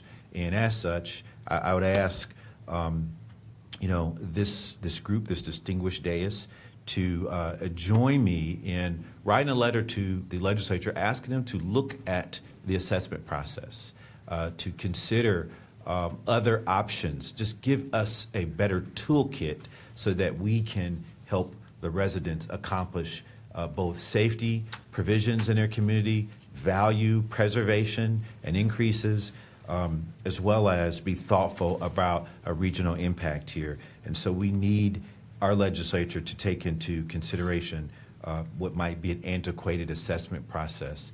And so all that to say, I'm voting yes. Thank you very much. Thank you, Commissioner Boyce. Commissioner Crawley. Yes, very quick remarks. Thank you to the engineers for the work that you all have done in your team in making a recommendation to the Board of Commissioners, the Joint County Board of Commissioners, and for your expertise. I want to say to the petitioners, what we heard today, and I know it's difficult, has been over a number of years in the assessment that may come could be impactful. But what I heard is people signed the petition because they understood the problem in supporting their neighbors and trying to fix the problem in that area. And I want to underscore that about being neighborly and understanding the problem and looking out for each other. I don't want that to get lost in this. And so I appreciate the care and the concern that you all have in that region for each other. And then I would just second what Commissioner Boyce said about the assessment process. But my vote today is yes. Thank you, Commissioner Crawley. Commissioner O'Grady. Yes. Commissioner Merrill. Yes. Commissioner Lewis. No. Thank you. The resolution has passed. Is there any more business before this board before we adjourn today? Okay. Thank you. This meeting is adjourned. Thank you. You're welcome. Thank you.